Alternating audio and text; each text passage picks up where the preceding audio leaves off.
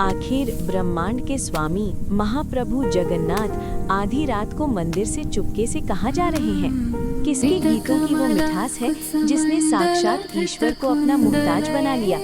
आइए जानते हैं जयदेव और नटखट जगन्नाथ की वो बैंगन बाड़ी वाली लीला। पूरी कथा देखने के लिए वीडियो को अंत तक देखें। पुरी के मंदिर की चकाचौंध से दूर एक छोटे से गांव में एक बूढ़ी काकी रहती थी। काकी बहुत गरीब थी। उसके पास ना तो सोने के गहने थे और ना ही रेशमी कपड़े। बस बैंगन का एक छोटा सा खेत था जिससे वो अपना गुजारा करती थी। लेकिन काकी के पास एक ऐसी दौलत थी जिसकी लालसा स्वयं भगवान भी करते थे, और वो थी उसकी निस्वार्थ भक्ति। बूढ़ी काकी को शास्त्र पढ़ना नहीं आता था, पर उसने कहीं से जयदेव के गीत गोविंद के पदों को सुन लिया था। वो शब्द उसके दिल में ऐसे बस गए कि वो दिन भर बस उन्हें ही गुनगुनाती रहती थी। सुबह की पहली किरण के साथ जब काकी अपने खेत में बैंगन तोड़ने जाती तो वो अपने काम में इतनी नहीं खोती थी जितनी प्रभु के गीतों में। काकी बैंगन तोड़ते हुए गाती,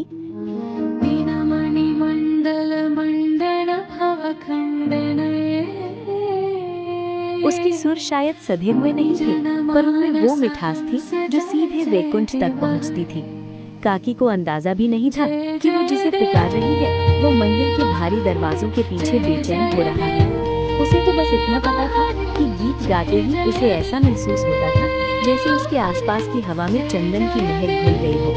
काकी मुस्कुराकर बैंगन की टोकरी उठाती और कहती, देखना माधव, आज के बैंगन बड़े ताजा है। अगर तू यहाँ होता तो तुझे जरूर खिलाती। उधर मंदिर में भगवान जगन्नाथ की बड़ी बड़ी आंखें जैसे काकी के उसी खेत की ओर टिकी थी, क्योंकि जो स्वाद प्रेम के गीतों में है वो मंदिर के 56 भोग में भी कहाँ। मंदिर के भारी दरवाजों के पीछे महाप्रभु जगन्नाथ अपने रत्न सिंहासन पर विराजमान थे। बाहर सन्नाटा था, लेकिन महाप्रभु के कान उस धुन को ढूंढ रहे थे जो उन्हें सबसे प्रिय थी। जैसे ही हवा के झोंके के साथ बूढ़ी काकी के खेत से गीत गोविंद की आवाज मंदिर की दीवारों से टकराई, प्रभु का मन डोल उठा। पुजारी और रक्षक गहरी नींद में थे। तभी एक अलौकिक प्रकाश गर्भगृह में फैला। साक्षात जगत के स्वामी ने एक नन्हे बालक का रूप धरा।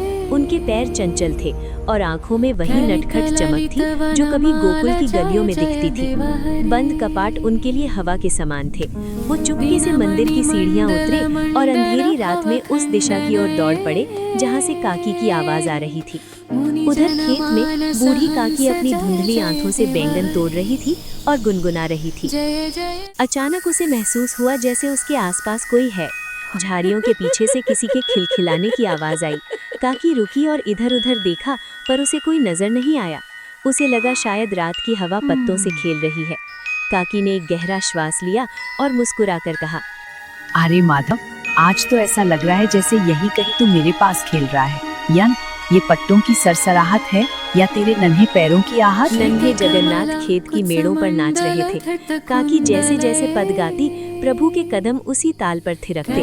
वो इतने मग्न थे कि उन्हें होश ही नहीं रहा कि बैंगन के पौधों के नुकीले कांटे उनके रेशमी पीताम्बर को खरोंच रहे हैं। हर एक पद के साथ प्रभु की मुस्कान और गहरी होती जा रही थी, मानो वो काकी के हर शब्द को अपने भीतर समेट रहे हों। काकी ने फिर से गाना शुरू किया और इस बार प्रभु ने उसके पीछे खड़े होकर अपना हाथ हवा में लहराया, मानो वो इस संगीत को आशीर्वाद दे रहे हों। उस रात वैकुंठ का राजा एक साधारण खेत में एक बूढ़ी औरत का संगीत सुनने के लिए कांटों के बीच नाच रहा था। भोर की पहली किरण पुरी के मंदिर के सुनहरे कलश पर पड़ी। हमेशा की तरह मुख्य पुजारी भारी पीतल की चाबियां लेकर गर्भगृह के विशाल कपाट खोलने पहुंचे। जैसे ही भारी दरवाजे खुले, पूरा मंदिर चंदन और तुलसी की एक अलौकिक महक से भर गया। लेकिन जैसे ही पुजारी की नजर रत्न सिंहासन पर बैठी महाप्रभु जगन्नाथ की मूर्ति पर पड़ी, उनके हाथ से आरती का थाल छूटकर गिर पड़ा। पुजारी कांपते हुए चिल्लाए, गजब हो गया, अनर्थ हो गया। मंदिर के अन्य सेवादार और रक्षक दौड़कर अंदर आए। वहां का दृश्य देखकर सबकी आंखें फटी की फटी रह गईं। साक्षात जगत के स्वामी के बहुमूल्य रेशमी पीताम्बर जगह जगह से फटे हुए थे। उन सुंदर पीले वस्त्रों के रेशमी धागे बाहर निकले हुए थे, जैसे किसी ने उन्हें नुकीली झाड़ियों में घसीटा हो। इतना ही नहीं, महाप्रभु के श्रीअंग और उनके वस्त्रों में बैंगन के छोटे छोटे कांटे और सूखी पत्तियां उलझी हुई थीं। मंदिर की सुरक्षा इतनी कड़ी थी कि एक परिंदा भी अंदर पर नहीं मार सकता था। फिर प्रभु के वस्त्रों की ये हालत कैसे हुई? राजा को तुरंत खबर भेजी गई। राजा बदहवास होकर मंदिर पहुंचे और पुजारी से बोले, महाराज, क्या रात में कोई चोर अंदर घुसा था? क्या किसी ने हमारे प्रभु को स्पर्श करने का दुस्साहस किया? पुजारी ने रोते हुए जवाब दिया, महाराज, कपाट तो बाहर से बंद थे और रक्षक पहरा दे रहे थे, पर ऐसा लगता है जैसे स्वयं प्रभु रात भर कहीं बाहर भटक रहे थे। पूरी नगरी में ये खबर आग की तरह फैल गई। लोग डर और आश्चर्य मारे कांप रहे थे।